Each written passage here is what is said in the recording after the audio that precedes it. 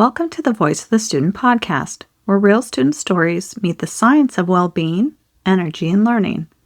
I'm Dr. Kelly Spence, a well-being specialist, education advocate, and author of The Voice of the Student, here to help reimagine education so that teachers are better resourced, students are truly seen, and classrooms become places where both can thrive.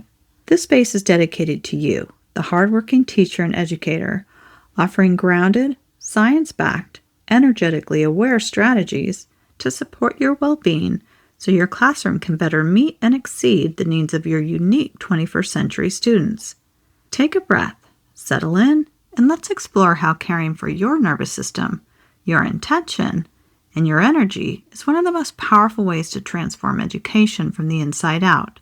Everything in this movement to reimagine education for both teachers and students rests on a simple truth. When we regulate the adult nervous system first, we create the conditions for adolescent brains to feel safe enough to learn, take risks, and engage more fully in the education experience. When your body is grounded and your energy is intentional, you can design a classroom that works with, not against, the teenage brain. So well-being and learning rise together. In the interviews that led to my book and content for The Voice of the Student, teens didn't just talk about their own stress, they talked about yours. They described walking into classrooms and instantly sensing when a teacher was overwhelmed, checked out, or on edge, even if that teacher said everything was fine or gave no outwardly obvious indications. For many of them, a teacher's stress felt like an extra weight added to a day that was already heavy.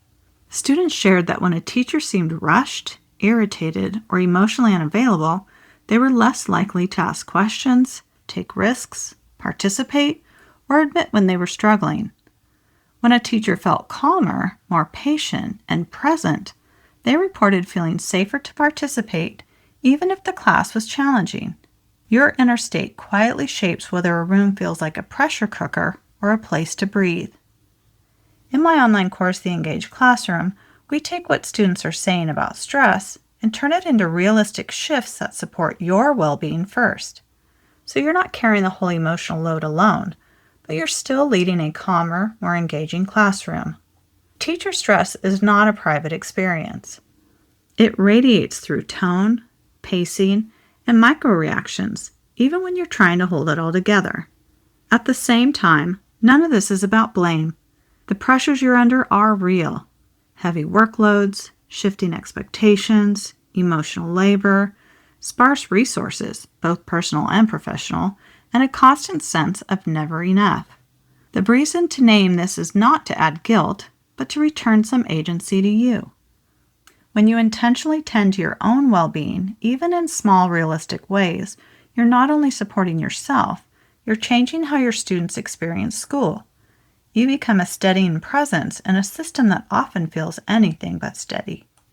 Before one class each day this week, pause and ask yourself 3 quick questions. First, what word best describes my current state right now? Overwhelmed? Flat? Anxious?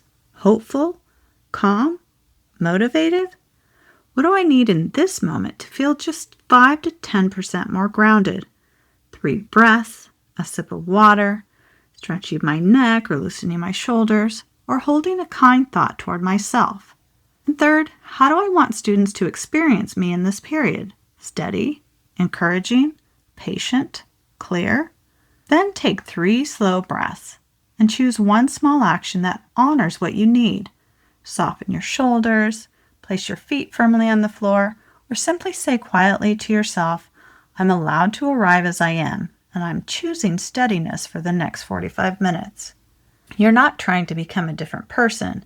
You're offering your nervous system just enough support to show up more fully for yourself and your students. If these questions resonated with you, there's an entire section in the Engaged Classroom devoted to simple, science-backed routines that help you feel less fried and more regulated without adding an hour of prep to your day. Here's an experiment for you to try.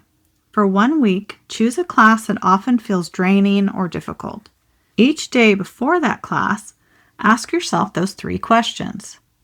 Then take your 3 breaths and choose your one small regulating action. Then after class, either jot down or record one quick line. Today I felt ...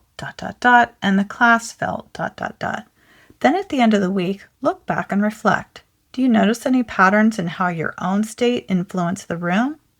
Was there a day when you felt slightly more resourced and the class felt different? And what, if anything, softened for you over the course of the week? Was there something specific that helped you shift the energy in a positive way? This is not about perfection. It's about noticing that your well-being is an active ingredient in the classroom climate, not a background detail. Students notice more than they say out loud, and one of the things they notice most, believe it or not, is how you are doing. When you take your own stress seriously, not as weakness but as information, you create the possibility for a different kind of classroom. One where you're not running on fumes and they're not bracing for the next emotional gust of wind. Caring for yourself is not one more thing on your list. It's part of the way you teach and how you show up for both yourself and your students. Thank you for spending this time with the voice of the students. Here, teacher well-being is not an afterthought, it's the foundation.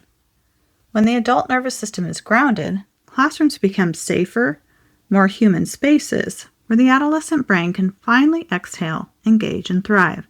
If this episode sparked ideas for your classroom, imagine what's possible with the step-by-step roadmap and a community of educators doing this work alongside you.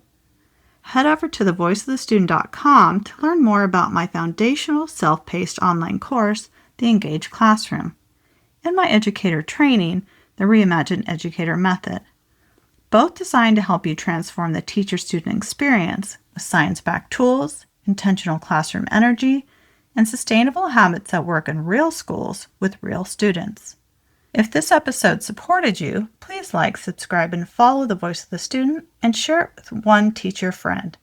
Together we can elevate the teacher-student experience, one nervous system, one class, one student, one teacher, one school at a time. Your energy, your intention, and your voice matter more than you know.